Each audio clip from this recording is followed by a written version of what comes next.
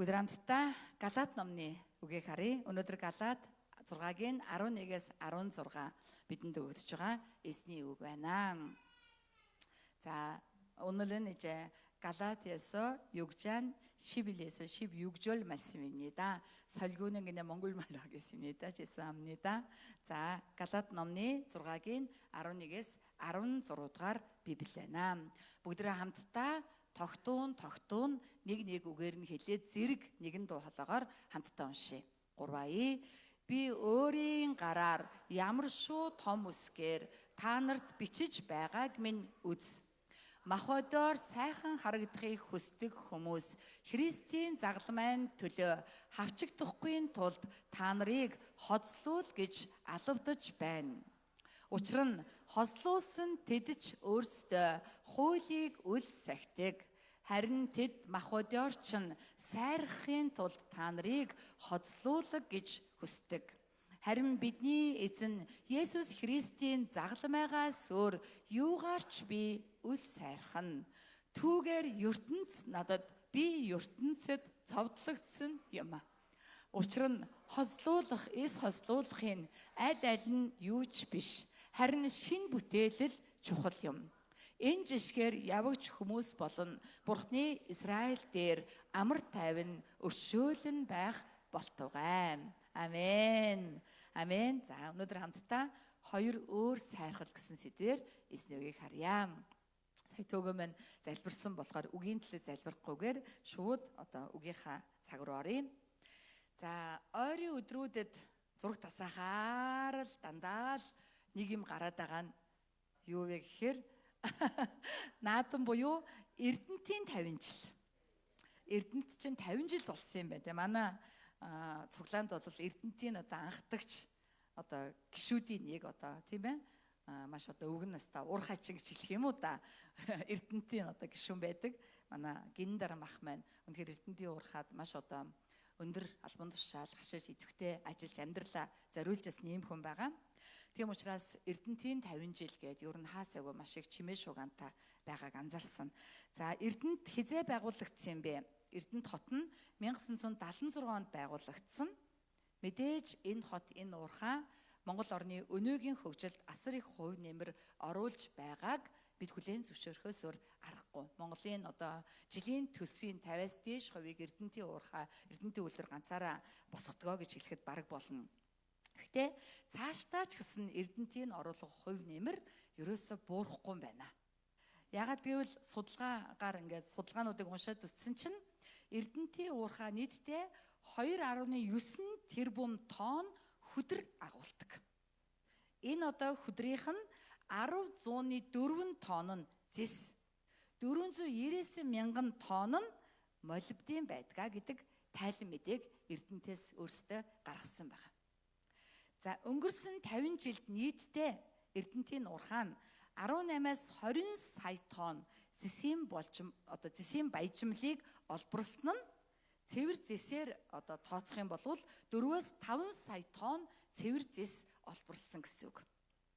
Тэгэхээр 10.4 тонноос олборлсон байгаа 4.4-өөс 5 сая тонныг хасах юм бол тийм ээ цаана нь бас өчнөө сая асар их нөөц хэвээрээ байгаа гэсэн утгатай тийм ээ 10.4 сая тонноос 4-өөс 5 сая тонныг нь хасах юм бол асар их нөөц хэвээрээ байгаа гэсэн ийм утга санаа гарч ирж байгаа. Мөн одоо ч гэсэн Эрдэнтийн уурхад хайгуулын ажил хийгддэг бөгөөд энэ хайгуулын ажлаар бас уурхааны шавхагдшгүй нөөцүүд илэрсээр байгаа.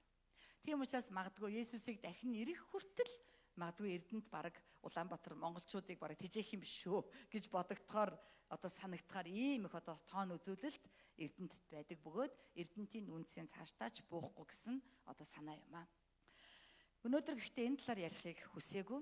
Гэхдээ яагаад номлолынхаа эхэнд үүнийг дурдсан юм бэ гэвэл бид нарт жинхэнэ чухал баялаг байгаа шүү гэдгийг сануулахын тулд юм.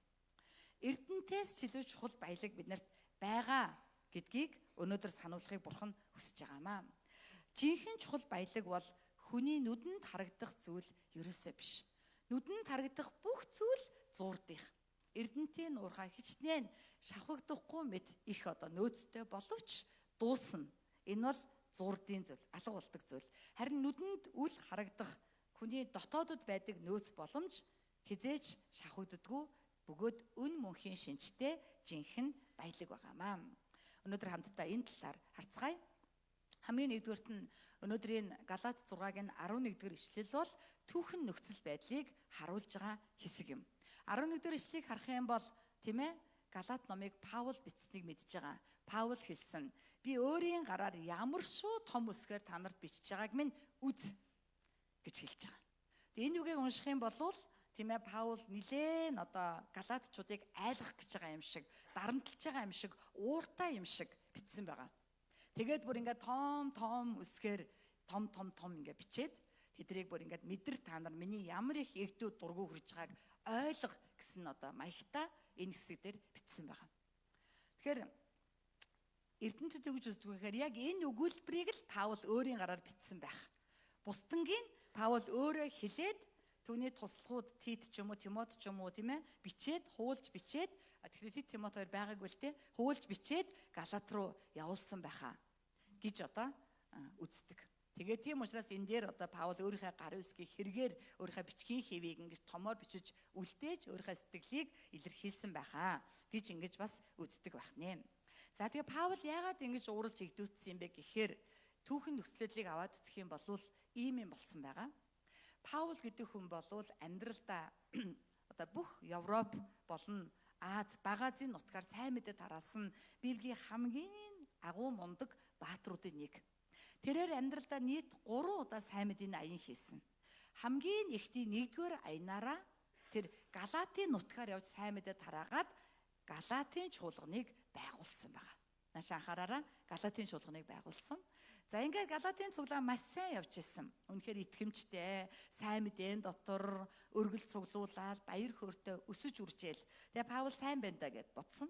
За тэгээд аянгаа дуусгаад өөрийнхөө Сири Антиох цуглаандаа ирээд амс хийсний дараа 2 дугаар аянд гарахаар Паул төлөвлөсөн байгаа. Ингэхдээ мөн л төрүүлнэ. Хуучин өмнө 1-р аянгаар сүүлд очсон бол 2 дугаар аянгаар төрүүлээд Галаатын нутгаар явсан. Ягаад гэвэл түрүүний тарьсан чуулган маань ямар байна гэдгийг харах гэж. Тэгээ Галаатын нутгаар яваад хартал Галаатын цуглаан маш сайн байсан. Айгүй сайн, айгүй дайжгүй. Паул бүр өргөл мөргөл цуглуулад Иерусалим түргэж өгөх мөнх төгрөгийг бэлтжээ гэж хэлчихэд маш их дайжгүй байна да гэж бодоод ирээд тэгээд ингээд Ром бишээ тэгээд нэг Македоны дүүргээр яваад Ахайн нутаг буюу Коринтод ирээд жил 6 сар байж итэл Галаатаас мэдээ сонссон. Галаатын цуглаанаас ямар мэдээ сонссон бэ гэсэн чинь Галаатын чуулганых нь Паулийн ярьсан сайн мэдээнээс эргэж буцсан. Паул ярьсан сайн мэдээг хүлээж авахгүй өөр сайн мэдээг хүлээж аваад байна гэдэг мэдээ. Энийг сонсоод Паул маш их игдүүцэж, маш их бухимдаж тэгээд энэ загтлыг Галаатын цуглаанд бичгтээ муухай галаатчуудаа өөр сайн мэдээ тараасан хүн хараагдаг гэж ирээд бүр ууртаа намшгүй сэтгэл хөдлөө шингэн байж бүр өстой бичсэн загтал бол Галаат ном байна. Тийм учраас энэ түүхэн нөхцөлөдлийг 11 дээр том үсгээр би бичсэн шүү гэж хэлснээрээ ер нь бол та нар маш буруу юм хийж байна. Би маш ууртай байна. Би та нарт ийм юм ердөө заагаагүй гэдэг энд гол санаа явж байгааг бид нар харж байгаамаа. За тэгвэл Паулийн эгдүү дургу юу тэгтлийг хүргэв? Энэ нь өнөөдрийн бидэрт яг хамаатай юм уу гэдгээ бүгдээрээ хамтдаа харцгаая. Галаатчууд сайн мэдээний жинхэнэ үн цэнээс эргэж харагдах байдалд автсан нь Паулийн уур бухимдлыг төрүүлсэн байгаа. Харагдах байдалд бидний жинхэнэ үн цэн бидний дотоодод байгаад итгэж байна. Амен уу? Амен уу? Мэдээж бидний харагдах байдал, бидний чадамж, бидний хийж байгаа зүйл, үйлчлэл чухал. Гэхдээ яг үнэндээ сайн мэдээ энийг чухал гэдэггүй. Бидний дотор юу байгааг чухал гэдэг. Энэ бол бидний хүлээж авсан сайн мэдээ. Амен уу? Бидний амьдралын нөхцөл байдал ямар байх нь чухал биш. Мэдээж чухал. Гэхдээ яг үнэндээ бол чухал биш. Бидний дотор ямар байгаа вэ гэдг нь жинхэнэ чухал юм аа. Тийм ээ? Гэтэл Галаатчууд үүнээс эргэж дотоод байдлаа үл анхаарна, гадаад байдалд анхаарсан байна. 1-р Тим бүгдээрээ 12, 13 дугаар ишлэгийг харцгаая. 12, 13-ыг хамтдаа уншия. 3А. Махбодоор сайхан харагдахыг хүсдэг хэсэг хүмүүс Христийн загламын төлөө хавчгдахгүй тулд та нарыг хослуул гэж алавдаж байна. Учир нь хослуулсан тэд ч өөрсдөө хуулийг үс сахидаг. Харин тэд махбодоор чинь сайрахын тулд та нарыг хослуулаг гэж хүсдэг. Өөрөлдөх юм бол энэ хэсгээр хамгийн тод гарч байгаа үг бол махбодоор сайхан харагдах гэж хичээх. Махбодоор сайрхах гэдэг үг байгаа. Та нар энэ үгийг бодож байгаарай заа. Өөрөлдөх юм бол хэсэг хүмүүс ирсэн байгаа. Тэр хүмүүс ямар хүмүүс вэ гэвэл махбодороо буюу гаднаасаа сайхан харагдахыг хүсдэг хүмүүс. Гаднаасаа зөв юм шиг байхыг хүсдэг хүмүүс. Тэгээд галаатчуудаар сайрахыг хүссэн. Бид нар галаатчуудад Паулаас илүү зүйлийг заасан. Паулийн дутуу байсныг бид нар гүйцээсэн. Бид нар бол Паулаас илүү мундаг гэж тэд нар харуулахыг хүсээд галаатчуудад тийм ээ хоцлол хийлэг. Хоцлол хийх ёстой. Тэгжээж авралч нь бүрэн бүтэн болно гэж ингэж одоо харагдах байдал, гадаад байдлын тухай заасан. Галаатчуудад ч мунхар нь тэдний ятгалганд автаж тэдний зарим нь бүр хоцлол хийлгэх болсон байна. За тэгвэл энэ хүмүүс яагаад чухам ингэж хоцлолыг чухалчилсан юм болоо? Өнөөдрийн 14 дугаар ишлэлдэр Паул шалтгааныг нь хэлсэн байгаа. 14-ыг та нар хардаа. 14 дээр биш 12 дугаар ишлэлдэр 12-ыг гаргая. 12 дээр хэлсэн байгаа. Хүсдэг хүмүүс Христийн загламын төлөө хавчигдахгүй тулд. Өөрөлдөх юм бол махбодоор сайрхна гэдэг нь юу вэ? Христийн төлөө хавчлаг зовлон эдлэхгүй байхын тулд энэ ертөнцтэй хоршихыг хэлж байгаа. Тэгс ингэс хийгээд тааруулаад ертөнцөд талалтахгүй, бурханд ч талалтахгүй, тийм ээ? Гаднаасаа ч дайжгүй, дотроосоо ч дайжгүй юм шиг харагдахыг махбодоор сайхан харагдах гэж хичээх гэдэг юм а гэж Паул эндээс хэлж өгч байгаа. Христийн загламын төлөө хавчигдахгүй тулд л тэд нар махбодоор сайрахыг хүсдэг болохоор л та нарыг хослуул гэдэг байгаа маа. Түүнээс над хослол чи ямар ч хэрэггүй чухал биш гэж Паул хэлж байгаа. Бид нар заримдаа бас яг ийм байдалд ордог.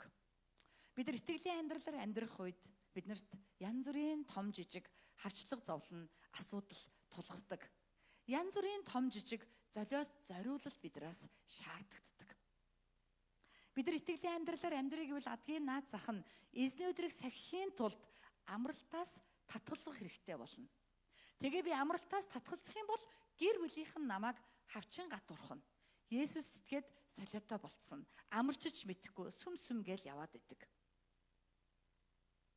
Нөхөр ойлгохгүй, эхнэр ойлгохгүй, хүүхдүүд ойлгохгүй. Тэгээ би дунд нь яах вэ гэдэг ийм асуудал бид нар орно. Бид нар заримдаа тийм ээ одоо Есүс Христийн нэрээс болоод үл тоогддог, баг үнэлэгддэг, дутуу үнэлэгддэг. Заримдаа бид чуулганы төлөө амьдралаа зориулдаг, гэр бүлээ орхидог. Гэр бүлээ хоошин тавьж Христийг нэгдүгээр үзэх тохиолдол гардаг. Энэ бүгдийнхээ төлөө бид нар магтаал сайшаал тэр болгоно хүртдэггүй. Харин зэмлэл, буруушаал, гологдол хүртдэг. Заримдаа бид ингэхгүй байхын тулд өөрийгөө дайжгүйхэн болцсон гэж харуулахын тулд тэгс ингэс хийгээд ертөнцтэй хоршиж, зогцож, нийлж, алхаа нийлүүлвэл үүнийг юу гэж хэлдэг байх нь вэ? Махбодороо сайхан харагдах гэж хичээнэ гэж хэлж байгаа маа. Есүс хэлэхдээ Христээс болж хавчлаг зовлон эдлэх нь ерөөл гэж хэлсэн байгаа. Сайн мэдээ бол дотоод үн цэн юм. Үүний төлөө гаднаа үл тоогдох, хавчигдан гадуурхагдсан ч чухал биш. Харин ч таларх, харин ч баярлан хөөр гэж хэлсэн. Худлаа гэвэл бүгдээрээ Матай номноос харъя. Матай номны 5-ын 11-ээс 12-ыг чангаар уншия. Бүгдээрээ 3А. Надаас болж та нарыг хүмүүс доромжилж, хавчиж, та нарыг зүсэн бүрийн ёрийн вугаар худлаа ярихад та нар ёроолтэйе. Тэнгэр дэх шагналч нь агуу учир баярлцгаа. мөн хөөрн баясцгаа. Учир нь та нараас өмнө байсан иш үзүүлэгчдийг ч тэд ийхүү хавчсан юм а. Амен уу? Амен уу? Бид Есүс Христэд гэдэг итгэлийн замаар яваад хавчлах зовлон амсахгүй байгаа бол магадгүй би махбод дээр сайхан харагдах гээд зогцоод байгаа юм биш байгаа. Гаднаач зөв, дотнооч зөв байх гээд хичээгээд байгаа юм биш байгаа гэж өөрийгөө эргэж харах хэрэгтэй. Харин хавчлах зовлон бэрхшээл тулгарвал би ерөөлтэй байна гэд яах ёстой вэ? Хөөрөн баярлах ёстой. Өөлгөн гомдох биш. Хөөрөн баярлах учиртай байх нь шүү дээ. Амен уу? Амен уу? Юудэ багш нар Паулийн араас хурч ирээд Галаатчуудыг хоцлол хийлгэж ижил, хуулийг биелүүлж ижил аврагдахаас биш, дан гаан сэтгэлээр аврагдана гэж юу эд юм бэ? Гэх ухааны юм ярьсан байгаа. За тэгвэл хоцлол гэж юу юм? Хоцлол гэдэг нь хөвч хөндөх ёслол гэдэг ойлголт. Хамгийн анх Эхлэл номны 17-гийн 9-өөс 14 дээр Авраамд Бурхан зааж өгсөн байгаа. Бүгд хамтдаа уншъя да. 3 Тэгээд Бурхан Авраамд хэлэхдээ чи болоод чамаас хооших үр удам чинь үеийн үед миний гэрээг сахигтун, эр хүстэн болгон хоцлуулах ёстой. Чи болон чамаас хооших үр удмын чинь сахих ёстой. Миний гэрээ энэ юм аа. Та нар тэрхийний арьсаа тануулах тун. Энэ нь чи бид хоёрын хооронд байгуулсан гэрээний тэмдэг. Хойч үеийнхний чинь эр хүстэн бүр мөн гэрд чинь төрсөн та нарын үр удмын бус альва хүн болно. Гадны хүнээс мөнгөөр худалдаж авсан болж бай бүгд 8 хоногтоо хоцлуулах ёстой. Чинийг төрсөн ч бай, мөнгөөр худалдаж авсан ч бай, заавал хоцлуулах ёстой. Миний гэрээ та нарын бие махбодод мөнхийн гэрээ болох болно. Хоцлуулаагүй буюу тэрхийний арьсаа тануулаагүй эр хүснэн ард түмнээсээ таслагдах болно. Учир нь тэрээр миний гэрээг зөрчсөн юм гэвэ. Амен уу? Амен. За бас энэ нь Мосегийн хуулийн заалт байгаа. Өнөөдөр Левит номноос харах юм бол ингэж хэлсэн. Бүгдээрээ Левит 12-ийн 3-ыг хамтдаа уншъя. 3 8 дахь өдөрт хөвгүүний тэрхийний арьсыг танна. Тэрхийний арьсыг танна гэдгийг хөвч хөндөх буюу хоцлол хийх гэж байгаа. Ингээд уншихаар Галаатчууд байтгаа бидний толгой эргэж байгаа. Юу гэсэн үг юм бэ? Хийлэх юм уу, хийлэхгүй юм уу? Хуучин гэрээн дээр чи хийлэг гэдэг штэ. Гэтэл Паул чинь хийлгэж болохгүй гэдэг юм биш үү? Яг яах ёстой болоо гэдэг ийм байдал бид нар ороод бидний толгой эргэждэг. Яг яах ёстой болоо мэдгүй юу яриад байгаа юм болоо гэж бодох тохиолдол биднэрт байдаг юм аа. За тэгвэл энэ хоцлол гэдэг нь гаднах тэмдэг. Энэ нь сүүдэр. Энэ нь сүүдэр. Сүүдэр бол бие биш.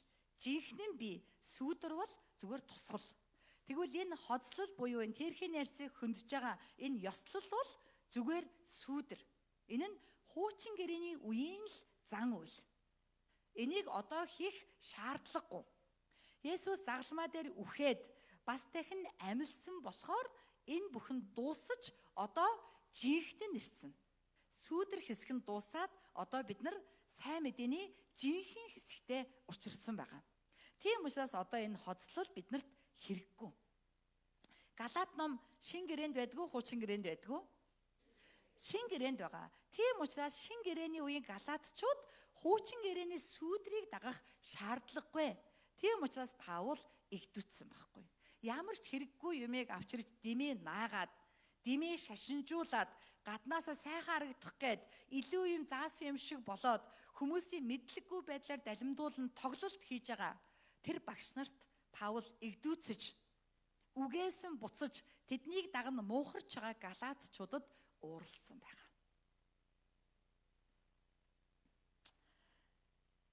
Магадгүй заримдаа бид нар яг ийм байдалд ордог.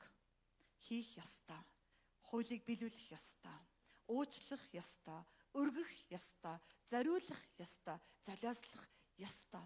Тэгэхгүй бол болохгүй штэ. Бурхан уурлана, бурхан хилэгнэн.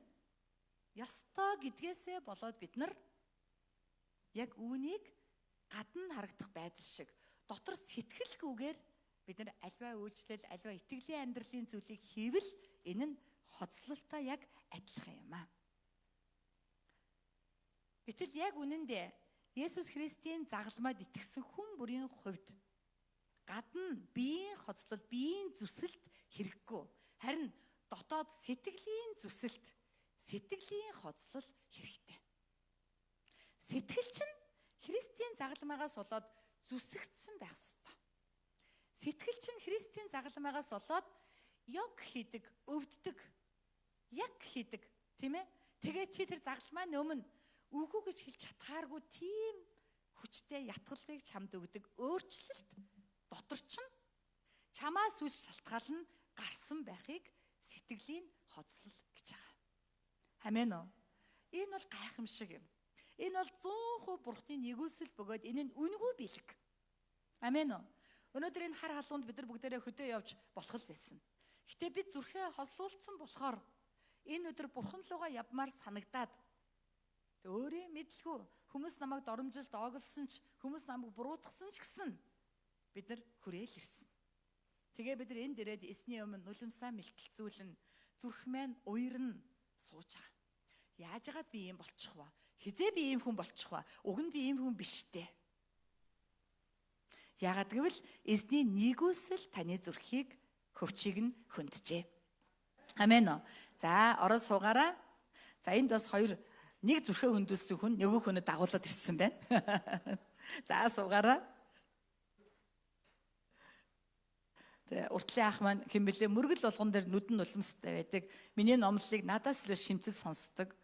Нүдэн зийлэлзээ нулимсны толгойгоо урагшаа гэлжилгээд уйлн сонсдог ах байгаа. Энэ хүн хизээ юм болсныг Бурхан л мэдж байгаа. Бурхны нэгүсэл тийм болгосон. Тэгээд өнөөдөр бас энэ хажуудлын найзыгаа дагуулад ирсэн байна. Дандаа ирж байгаараа. Ром номны 2 дугаар бүлгийн 28-аас 29 дээр энэ талаар ингэж хэлсэн байдаг. Бүгд хамтдаа уншия. 3 Учир нь гаднах байдлаараа юудэ байх нь юудэ биш бөгөөд махбодын хоцлолч хоцлол бишээ. Харин доторх байдлаараа юудэ байх нь юудэ хүмүүн бичгээр бус сүнсээр хийлгсэн зүрх сэтгэлийн хоцлол мөн. Тэр хүний магтаал нь хүнээс бус харин Бурханаас ирдэг юм аа. Амен уу? Амен. Бидний жинхэнэ өөрчлөлт бидний зүрхэн дотор байх ёстой. Бидний зүрх сэтгэл өөрчлөгдсөн байх ёстой. Бид нар гаднаа ямар байх нь чухал биш. Гаднаа ямар ч харагдсан тэр нэг тийм сонирн биш. Мэдээж бид нар хүү юм чи сайхан харагдвал сайхан л та. Гэтэ тийм чухал биш. Хамгийн гол нь дотор чинь жинхэнэ өөрчлөлт байна уугүй юу гэдг нь чухал байгаамаа. Тэгэхээр махбодороо сайрхан гэдэг нь гаднаасаа зөв харагдах гэж хичээх, бурхандч мөн ертөнцөд тал алдахгүй байх гэж хичээх. Заримдаа бид нар ийм байгаад идэх шүү. Бурхандч тал алдахгүй, ертөнцөд тал алдахгүй хичээгээд идэг. Энэ бол маш аюултай үзэгдэл. Бид нар ийм байдалд автаад байвал цуглаанд ирснээрээ өөрийгөө болчихлоо гэж бодно. Энэ нь яг хоцлолтой адилхан. Би сүмд явсан юм чи болцсон байхаа. Ямар ч байсан. Хоцлол хийлгсэн юм чи болсон байхаа. Үгүй бидний зүрхэн жинхэнэ юм байх хэрэгтэй байхгүй? Тэр нь жинхэнэ хоцлол. Амен уу? Тийм юм байхгүй бол болохгүй гэсэн. Бас махбодороо сайрхан гэдэг нь магадгүй сайн мэдээг буруу ойлгосон байдал байж болно гэсэн. Сайн мэдээг буруу ойлгосноосоо болоод гадна үйлсэд анхаарад идэг. Энэ хүн сайн мэдээ буруу ойлгосон болохоро ингэж байгаа байж болох юм аа. Бас энэ нь хавчигдахаас айхыг хэлж байгаа. Буруу бодогдохоос, буруу ойлгогдохоос айхтаа өөрөө ч биелүүлж чадахгүй байгаа хуулиа биелүүлсэн юм шиг дүр эсгэн амьдрахыг тийм ээ бие махбодороо буюу гаднаасаа сайхан харагдах гэж хичээх байдлаа гэж хэлдэг байна. Энэ нь цаашлаад бусдаас өөрийгөө илүү дээр гэж үзэх биеийн биш үзэл бодол буюу бардамлыг бий болгодог. Ягаад гэвэл хүн ингээд хичээгээд хийгээд байхаар дасал болоод энэ дасал болсон амьдралдаа сүулт нь бусдтай жишдэг. Чи юмаа хийдэггүй, өргөдөггүй, залбирдаггүй, би бол хийдэг, би бол өргөдөг, би бол мундаг. Сүм дотор хоёр хүн залбирахаар орж ирсэн тийм ээ. Нэг нь зогсоод Бурхан минь ээ Би энэ хүн шиг залхаа биш ээ. Би үргэлж 11 өргөдөг. Би тогтмол мацаг барьдаг. Тогтмол залбирдаг. Би сайн хүн байна гэж хэлсэн. Харин нөгөөх нь цээжэд илсэн байж нүгэлт намайг өшөөгөөч гэж хэлсэн. Тэгээ Есүс юу гэсэн бэ? Эхний биш, хоёр дахь хүн нь зөв байсан юм аа гэж хэлж байгаа. Бид нар заримдаа яг ийм байдалд орчдөг. Би хийж гин, манай цуглаан үйлчилж гин, илгээлтэнд явж гин, илгээлтийн багуудыг авж гин, бид нар зориулж гин, өсвөрийн кемп хийлээ, хүүхдийн цуглаан хийлээ, булганы зөндөө олон сумуудад явлаа, үйлчиллээ. Бид нар бол хоолоо сайн хийж гин, хорхогоо гоё хийж гин, сайн мэдээгээ тарааж гин, манай цуглаан шалаа гоё болгочлоо, бид нар илүү мундаг байна, болж гин, болох ёстой, болдгийм аа гэд ингээд энэ дээр хитрхээ төвлөрөөд эхлвэл нэг л өдөр магадгүй бид бусдыг өөрийгөө бусад чуулгантай харьцуулна. Тэдрээс өөрийгөө дээр гэж үзээд эхлэх аюултай. Тэгхийн бол бидэрт юу бий болох вэ? Мах өдөр буюу гадна байдлаараа сайрхах байдал бий болж бид нар жинхэнэ биш болчихно. Бид нар жинхэнэ баялгаа гинэ гэсэн үг юм аа. Амен уу. Тийм учраас бид нар тийм ээ үргэлж мөнхөд өөрийн дотоод үнцнийг шалгаж, өөрийн дотоод үнцнийг бид нар өөртөө үргэлж баталж амьдрах хэрэгтэй юм аа. За тэгвэл 2 дугаарт нь 14-өөс 15 дээр энэ дотоод үн цэнийн талаар буюу 2 дахь сайрхлын талаар ярьсан байгаа. Бүгд 14-15-ыг уншъя да. 14-өөс уншъя. Харин бидний эзэн Есүс Христийн загалмайгаас өөр юугаарч би үл сайрхна. Түүгээр ертөнц надад, би ертөнцөд цовдлогдсон юм аа. Учир нь хоцлуулах, эс хоцлуулах аль нь ч юу ч биш. Харин шин бүтээлэл чухал юм аа. Амен уу? Амен уу? Тэгэхээр энэ дээр одоо өөр нэг сайрхал гарч ирж байгаа. Тэгээ би нэг ярихаас өмнө асуулт асууя. Сайрхал гэдэг зүйл муу зүйл үү, сайн зүйл үү? Бидний бодлоор бол нэг их сайн зүйл биш. Гэхдээ сайрхал сайн байж болох тохиолдлыг Паул хэлж байгаа. Тэр хизээ сайн байдгүй гэвэл загалмайгаар буюу үхлээрээ сайрхах үед энэ нь сайн болдог.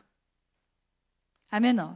Загалмайгаар буюу үхлээрээ Паул загалмайгаар сайрхах шалтгаанаа 14 дээр юу гэж хэлсэн бэ? 14-ийг гаргаад харъя да.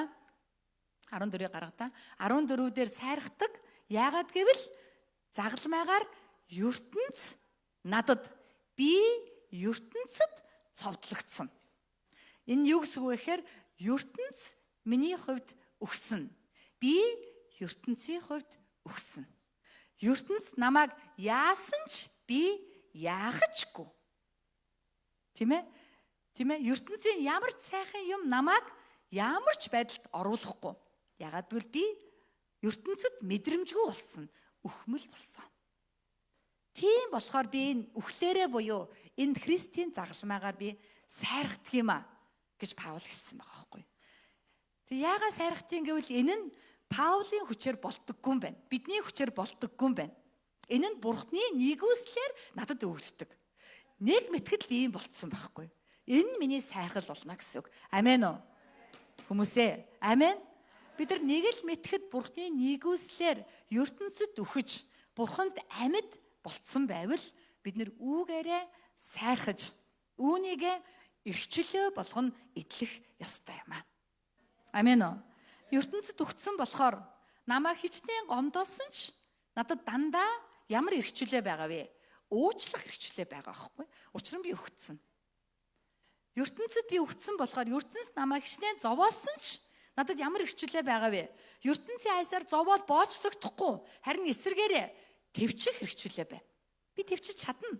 Учир нь би ертөнцид өгцсөн. ертөнц намайг яаж чадахгүй. Энэ миний сайрхал. Энийг хэн өгсөн бэ? Бурхан өгсөн. Нэгүсэл надад өгсөн юм аа. Нэгүслийн хүчээр би ийм болчихжээ. Вау, би ямар гайхалтай шинэ бүтээл болсон юм бэ? Би зүгээр сайжраагүй, би бүр оронгороо өөрчлөгдөн цоо шин бүтээл болсон байж штэ. Энэ шинэ бүтээл болох нь ямар чухал байна. Амен уу? Суглаанд яваад бид нар зүгээр баг багаар сайжирдаг юм биш ээ. Бид оронгороо цоо шин бүтээл болох ёстой юм аа. Бурхан биднийг цоо шин болгох учиртай юм аа. Амен уу? Бид төрөл арилжих ёстой. Төрөл арилжин гэж байгаа шүү дээ. Буддын хэллэгээр бол тийм ээ. Амен уу? Амен. Тийм учраас бид нар энийг сайн ойлгох хэрэгтэй юм аа. Загалмаа дээр яг үнэндээ Есүс л цовдлогдсон шүү дээ. Та нар цовдлогдсон юм уу? Үгүй шүү дээ. Гэтэл Паул би цовдлогдсон гэдэг байгаа. Яг юу гэсэн үг юм болоо? Энийг сонь те. Би загалмаа цовдлогдоогүй. Би үхээгүй байна. Би амьд байна, цовдлогдоогүй байна. Тааж үхээгүй, тааж амьд байна. Гэтэл Библи намайг цовдлогдсон үгсэн гэдэг ерөөс ойлгохгүй. Юу гэсэн үг юм бэ? Гэж бид нар боддог тийм ээ. Тэгвэл энд ямар зүйл байгаа юм бэ гэвэл Есүс таны төлөө загалмай цовдлогдсон та итгэсэн байхгүй. Та итгэсэн байхгүй юу? Энэ итгэлийг чинь Бурхан хараад таныг адилхан цовдлсон, адилхан үгсэн гэд тооцсон. Энийг бэлэг гэж байгаа. Нэгүсэл гэж байгаа. Амен уу? Бид нар гол нь итгэчээд байгаа байхгүй. Яагаад ч юм итгэгдээд байгаа. Есүс миний төлөө үгсэн гэдэг надад итгэгдээд ах юм.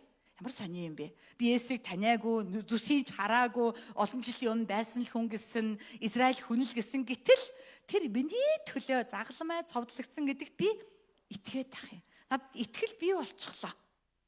Ямар сони юм бэ? Гэвэл энийг хэн өгсөн байх нь вэ? Бурхан. Нэгүслэр үнгүү өгсөн. Энэ нэгүслийн улмаас чийч загалмайд өгсөн гэж тооцогдож байгаа. Чи ертөнцөд цовдлогдож, ертөнд сам цовдлогдсон гэж чи тооцогдож ирсэн. Тийм болчихсон гэж Бурхан чамааг тунхаглаад байгаа маа. Амен уу? Би түүнийг хүлээж аваад би тийм болсон гэж итгээд тэр эрхчлөлөг эдлэхэд зориг хэрэгтэй. Энд итгэл чинь ажилдаг байх нэ. Амен уу? Амен. Энэ бол гайхалтай ивэл нэгүсэл юм аа. Биднийг итгэх үед Бурхны нэгүсэл биднийг хучиж тэр нэгүслийн улмаас бидний хийгээгүй зүйл хийсэн болно хувирдаг. Бурхан бол оргуу осноос орчлон бүтээсэн. Бурхан байхгүйг байгаагаар дууддаг. Бурхан таныг итгэх мөчөд нэгүслээрээ хучаад та загалмаа дээр үхээд цоошин болгон таны зүрхийг чинь хөндөд, зүрхний хөвчийг чинь таслаад таныг огтөр хүн болгоно хувирхдаг. Тийм учраас бид нар сүм дээрээд яадаг, учир зүггүй уйлдаг, эсвэл учир зүггүй инээдэг, сүмд ирмээр санагдаад болохгүй, ирэхээр л нэг гоё ч юм шиг, муухай ч юм шиг, яагаад ч юм ирмээр санагдаад, ирэхээр л нэг юм болоод, тийм ээ? Дахиад ирмээр санагдаад, ингэсээр бид нар чуулганы гишүүн болон хувирдаг шүү дээ. Энэ бүхний цаана юу ажиллаж исэн бэ? Бурхны нэгүсэл ажиллаж исэн. Эзний хүч, эзний тэр үнгүү бэлэг ажиллаж биднийг цоо шин бүтээл болгоно бүтээж исэн юм аа. Амен уу? Тийм учраас энэ үнэлэх боломжгүй ивэл нэгүслэр бид нар сайрхах ёстой юм аа. Бид нар яаж сайрхах юм? ертөнц намайг зовоолоо. ертөнц намайг хавчин гадуурхлаа. Урдаас нь би өрөөж, урдаас нь би баяртаа, талархалтай байж байгаагаараа яадгүй сайрхна. Энд бол бидний сайрхал юм аа. ертөнц намайг зовоохоор яг ертөнцийн тооцооны дагуу зовоол айвал бид нар үнэндээ махбодоор сайрхдаг хүмүүстэй адилхан итгэж байна гэсэн үг. ертөнц намайг зовоовол мэдээж би хүү юм чинь зовно. Гэтэ зовсон ч гэсэн түүн дотор талархал, төвчээр, итгэл, найдвар үргэлж байж байвал энэ нь бидний сайрхал болдог байна. Амен уу? Амен. Тийм учраас Христийн дотор зовх нь ерөөл юм аа. Христийн дотор зовлонт одоо баярлаа гэж хэлээд байгаа шүү дээ. Амен уу? 15 дугаар ишлэлээр хэлсэн байгаа. Хослуулсан ч бай, хослуулаагүй ч бай, ерөөсөө хамаагүй. 15-ыг хамтдаа уншиг 3 бая. Учир нь хослуулах, эс хослуулах аль нь ч юу ч биш. Харин шин бүтээл нь л чухал юм аа. Амен уу? Шин бүтээл нь л чухал юм аа. Та шин бүтээл болсон гэдэг чинь л чухал. Тэгээд та энэ дээрээ суудсан байгаа гэдэг чинь л чухал. Бид нар энэ дээрээ төвлөрөх ёстой. Гэтэл энэ дээр ерөөс төвлөрөх хоош нь тавьчаад хослол хийх гээд байдаг. Хослол үүс хийх гээд шин бүтээл болсон гэдгээ мартчихдаг. Болоогүй байна. Үхэхгүй байна. Би ерөөс үхчихгүй байна гэд үхэх гээл хичээгээд байдаг. Аль хэдийн үхчихсэн гэхлээд багт чинь л би аймаар муу миний залбирал юу ч болохгүй, би залбирдаггүй, би муу гэтэл та итгэцэн. Итгэлээр чинь таныг шин бүтээл болгоцсон байхад бид нар шин бүтээл дээрээ төвлөрдөггүй. Нэгүсэл дээрээ төвлөрдөггүй. Юу хийхгүй дээрээ төвлөрөөд ахаар нэг л мэтгэд бид махбодоор сайрхдаг хүмүүс болно. Хувирах аюултай. Аюул нь юундаа вэ? Ягаад гэвэл би жинхэнэ биш гэсэн үг тэгвэл. Аимшигтай энэ бол аимшигтай. Амен уу? Амен уу? Тийм учраас бид нар өдөр бүр цоо шин бүтээл гэдэгтээ талархаж амьдрья. Огтөөр хүн болсон гэдэгтээ итгэж амьдрья. Амен уу? Та огтөөр хүн болсон болохоор л сүмрөө гүйж байгаа байхгүй юу? Огтөөр хүн болсон болохоор л цуглаанд үйлчлэхгүй болохоор сэтгэл чинь зовоод байгаа юм. Огтөөр хүн болсон болохоор л та өргмөр байгаа, өгмөр байгаа, зориулмаар байгаа байхгүй юу? Эн чинь таны юу вэ? Эрхчлээ юм аа. Амен уу? Амен уу?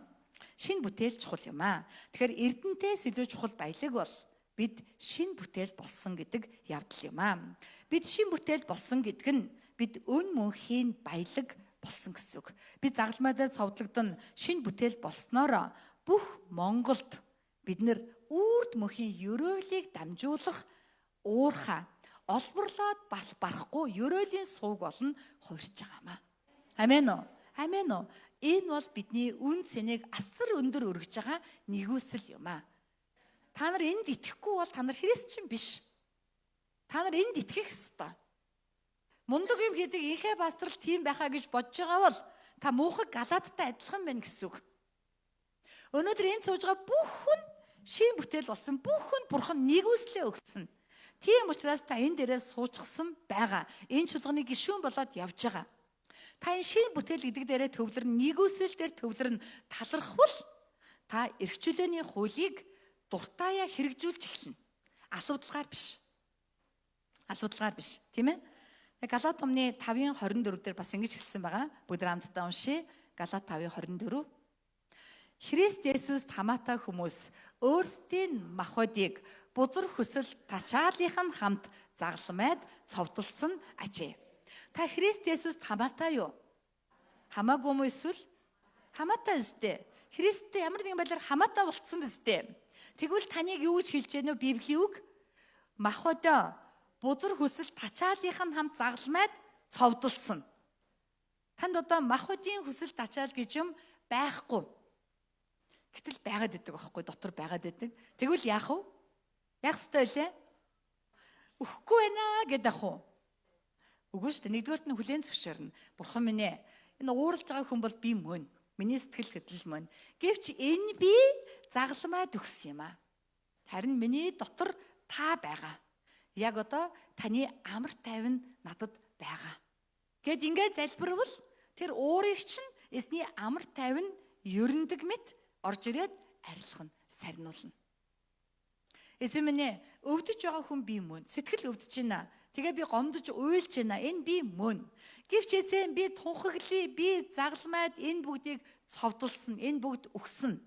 Таны баяр хөөр надад байгаа. Таны амар тайван надад байгаа. Таны өршөөл надад байгаа учраас би талархал дүүрэн байна. Гэвл таны зовлон гуйны гутрал уй гашууч нь сарниж дотор чинь бурхны нэгүслийн хүчээр тэр баяр хөөр амар тайван гэд гараад ирдэг. Амен уу? Энийг бид нар хийж бурхантай цаг хорон мөчөр хамт алхвал та жинхэнэ болж байна. Таны дотоод үнцэн чинь улам бүр нэмэгдэж байна гэсэн үг. Та илүү ихийг олборлож сурж байна гэсэн үг. Амен уу? Амен уу? Бид нар ингэж амьдрах хэрэгтэй. Галаат номны 2:19-с 20 хамгийн алдартай ишлэл хамтдаа уншъя. 3 Учир нь бишээ Галаат 2:19-с 20 байхгүй юу? За Галаат 2:19-с за би эндээс уншаад өгье. Уг нь дээр үе цээжилжсэн чинь Библи солигдоод хольж утгадаг болсон учраас уншъя. Учир нь Бурханд амьд байхын тулд би хуйлд хуйлаар өгсөн.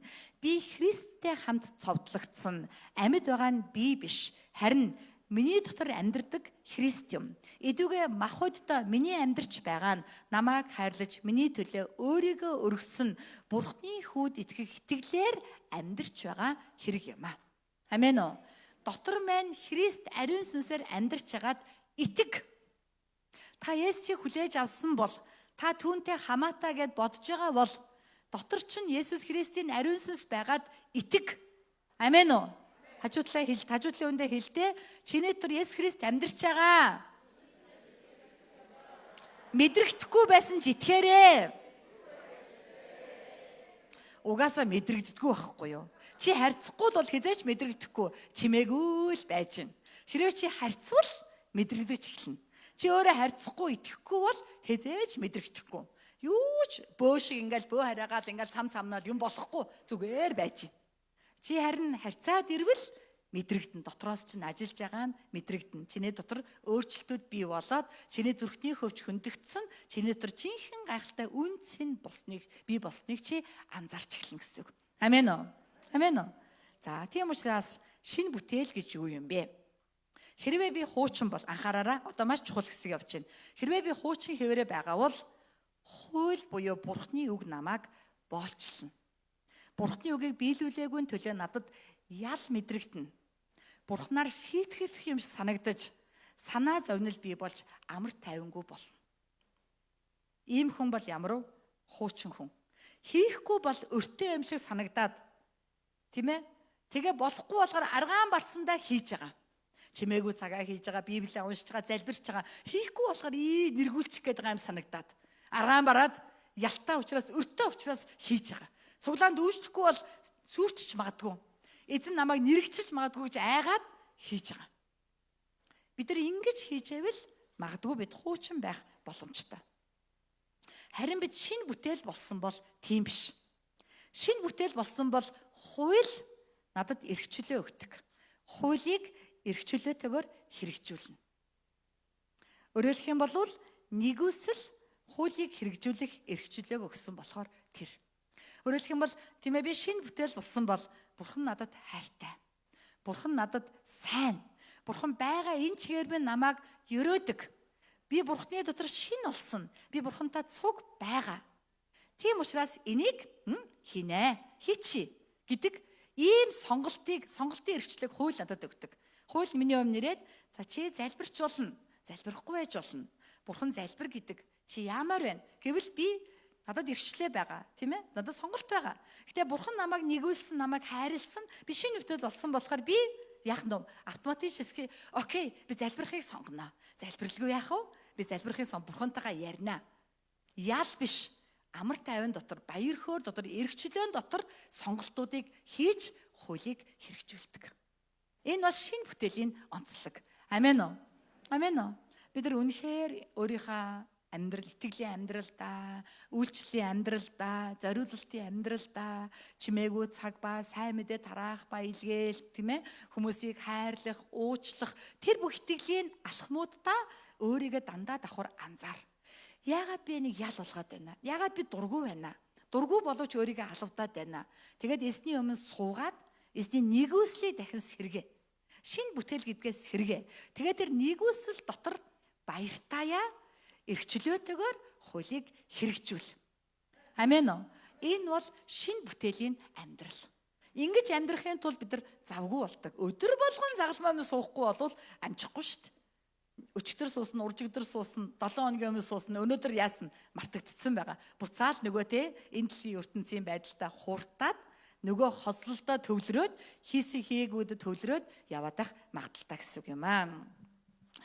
Махуудын сайрхал намайг хуулийг биелүүлэх өртөн болгодог бол загалмайн сайрхал надад хуулийг хэрэгжүүлэх эрхчлөөг өгдөг. Амен уу? Би загалмаагаар сайрхах үедээ дуртаяа үйлчилдэг, дуртаяа зориулдаг, дуртаяа залбирдаг, дуртаяа үгийг хуваалцдаг.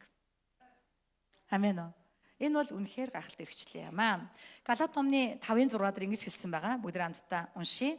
Одоо үг маань баг дуусах гэж байна. Уншия. Галаат 5:6 гаргаад өгөөрэй. Биш за уншигураа. Хослуулах уу ба эс хослуулах нь аль нь ч Христ Есүстээр хүчингүй. Харин хайраар дамжин ажиллаж буй итгэл чухал. Хайраар дамжин ажиллаж буй итгэл ямар хайр вэ? Есүс тайртай болохоор. Загалмаа тайртай болохоор. Тэр хайр тийм ээ загалмаа тэрээр зүрхийн манд хөндсөн болохоор би Есүсийн хайрын өмнө би үнэхээр өөрийн мэдлэг уйлдаг, өөрийн мэдлэг талархдаг болохоор би итгэдэг болохоор ажилтдаг. Энэ л чухал. Түүнээс биш хослуулахгүй тийм чухал биш юм аа. Бидний зориулалт, бидний золиос, бидний үйлчлэлд яг ийм хүчил нөлөөлөх хэрэгтэй юм аа. За хамгийн сүүлийн ишлэл бол 16 бол дүгнэлт байгаа. Би танаас асууя. Та яг өнөөдөр яг ямар сэтгэл хөдлөлөөр удирдуулж байна? Ялуу, санаа зовнилоо, эсвэл өршөөлд талархах сэтгэлүү, баяр хөөр амар тайван уу? Эсвэл айдас түгшүүр үү? Яг юу таныг хөтлөөд байна? Үүний хариулт 16 дээр байгаа. Бүгд 16-ыг уншиж та 3 ая. Энэ жишгээр явагч хүмүүс болон Бурхны Израиль дээр амар тайван өршөөлөн байх болтугай. Загалмаагаар сайрхан шин бүтээл болон амьдарч байгаа хүн бүрийн дээр юу байдаг байх нь вэ? Бурхны өршөөл ба амар тайван байдаг. Өршөөл гэж юу вэ? Уучлагдсан мэдрэмж. Бурхан намайг үргэлж уучладаг мэдрэмж. Бурхан надад уурлахгүй байгаа мэдрэмж. Тийм ээ? Амар тайван гэж юу вэ? Юунд санаа зовхгүй, санаа зовмоор юм 10, 20, 30, 40 үлээ байсан ч ердөө санаа зовхгүй байгаа байдлыг амар тайван гэж байгаа. Ягаад гэвэл итгэдэг учраас. Итгэл чинь ажиллаж байгаа учраас чиний санаа зовнил сарниж байгаа. Итгэл чинь ажиллаж байгаа учраас. Амен уу? Энэ нэгүслийн хүчийг бид нар Бурханаас авсан байгаа байхгүй юу? Ийм хүн бол шинэ бүтээл болсон гэсэн үг. Зүрхний хөвчин хөндөгцсөн. Ийм хүн бол загалмайгаар сайрхагч. Магдалины багийг урьж байна. Сайрхагчгүй юм аа.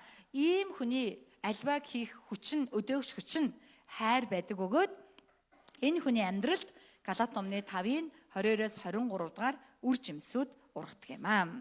Бүгд хамтдаа загалмайгаар сайрхаж амьдрдаг хүмүүс болцгоё. Амен уу?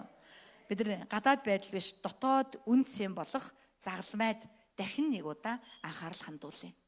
Манай хамтын твэ суглаан өдий болтол босгон байгуулагдахад мэдээж үг номлол чухал үүрэгтэй байсан.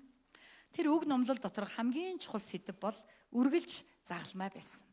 Тэс сүүлийн жилүүдэд би загалмайн талаар номлолоо маш бага болгосон санагдаад эзний өмнө гэмшлээ.